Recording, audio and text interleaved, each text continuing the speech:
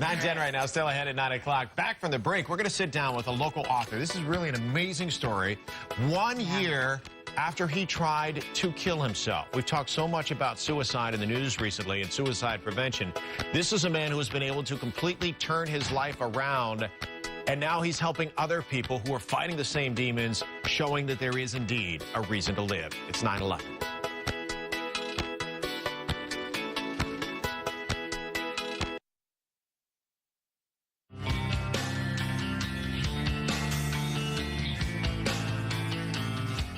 Back at 9:14, suicide. Well, it's a tough topic to talk about, but with the rates rising, especially among young people, we have to talk about it. And while nearly all of us have suffered setbacks in life or problems that just won't seem to go away, for some people these burdens can become so overwhelming that taking their own life seems like the only option.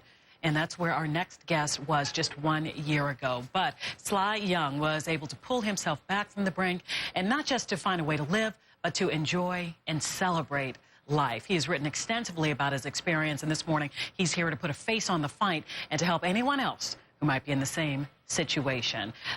Welcome to the show. Good morning. Well, good morning. Good morning. Tell us about a year ago today.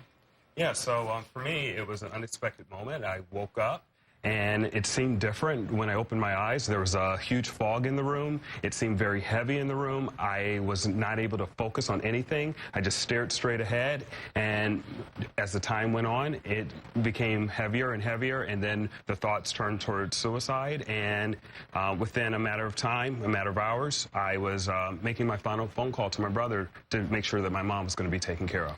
What had happened before that to put you in such a place? Well, it was a series of a lot of things. You know, taking care of my mother, who's an elderly parent, is something that's very challenging. But also, I had challenges with workplace bullying and ethics. And a lot of times we think about workplace bullying being something that is related to hurt feelings or name calling. And workplace bullying is really a lot more extensive than that. It includes ethical issues, damages to reputation in the organization. So I had a couple of challenges where folks asked me to do things that were unethical, and I decided to walk away from those organizations because the leadership teams didn't want to do the right thing, and it was against my ethics and morals. So that led to some tough times for me. That can chip away at who you are as a person, I'm sure. Exactly. Okay. So then what happened? As we sit here today, something happened to change the tide for you.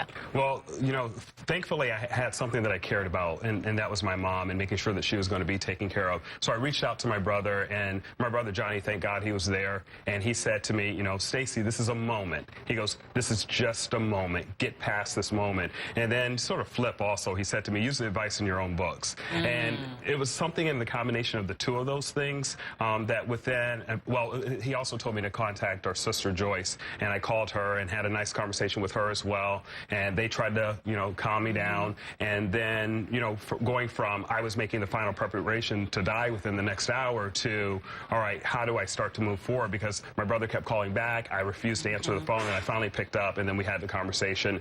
And then slowly but surely, minute by minute, second by second, hour by hour, I started to get a little bit stronger, and the best thing that I could have ever possibly have done was I got up to go to the jail to teach inmates that night, because I teach inmates about life, business, and soft skills as part of my nonprofit. So had I not had my mother, who I cared about, and something significant to do, I don't know if I necessarily would have made it, in addition to having my family to come rescue me at the last minute because I didn't tell them before what was going on.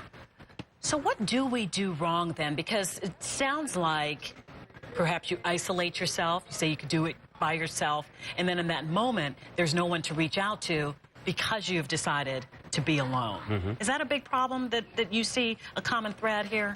Yeah, so I think the biggest thing for me is worrying about perception and judging, because we're always judging. So if I told my family what was going on, if I told my friends what were going on, what might they think about me? So once I got through that moment of not worrying about the judging, and the other thing that I did was I started to isolate myself. So, you know, I play racquetball, I'm a racquetball fanatic, but I just totally stopped playing. And, you know, folks would say, well, why aren't you playing? And then I would just give some type of excuse. I just didn't want to be in that environment, so I isolated myself from a lot of different things. And then I just decided to just keep moving forward. You know, there are a lot of times, and I must admit, I was guilty of this before I was told about some real issues that you cannot control. We're talking about things like depression, other conditions that you can't help. It's like saying to a person with cancer, oh, heal yourself and get over it. There are some real issues that sometimes you have to deal with before you can get out of that funk, like real clinical depression. Would you think that is a correct statement there? Yeah, I think there's a lot of different categories. So there's issues with someone that's having physiological issues, that's something that's within their mind. There could be psychological issues within the brain. Then there can actually be situational issues. And so for me... So there is a difference. There is a difference. Okay. And for me, a lot of that had to do with the situation of what I was going through at a particular moment in time. And then the other category that I always like to tell folks about is that sometimes we have an anniversary of a specific event that can be a trigger. So even for me, coming in preparing for this today around midnight, it became very emotional for me. And even starting the interview, it became a little bit emotional. But I know it's important to tell my story, so that's why I'm here. You actually wrote a letter to yourself, talking to the person that you were. Sly, can you tell us about what was in that letter? Just a couple of the headlines here. Yeah, so basically what I decided to do was to write a letter to myself over the last week. It's a letter that I might have written to myself the day before I might have committed suicide if I had gone through with it. So what I did was, I said, basically, you're not going to believe this, but tomorrow morning you're going to wake up and you're going to decide to take your life.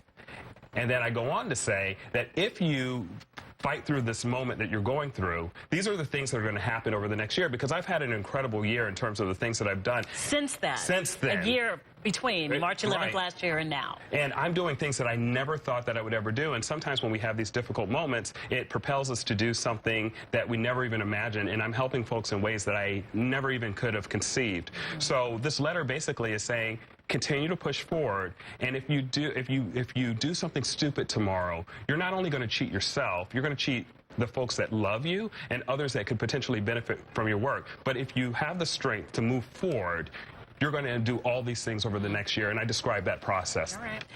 Sly is a writer, blogger for the Huffington Post. Of course, there are articles that you can read, and you have a website. Can people go there for inspiration, links to your work?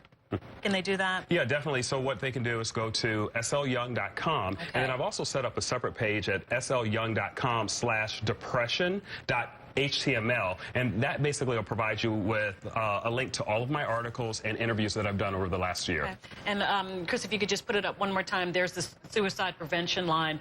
If you know somebody who needs help, if you need help, the number's on your screen, 800-273-8255. Sly Young, thanks for being with us in more ways than one. Thank you for having me. Right, back over to you guys. Hey, Sly, how many times have you said thank you for having this second chance? Every day, every hour?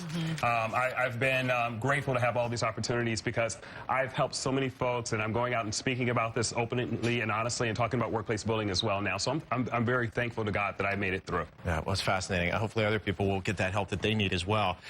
Continue to be, productive and help others. Yeah. It's great. Thanks for joining us this morning. It's 9:21 right now. Coming up a little bit.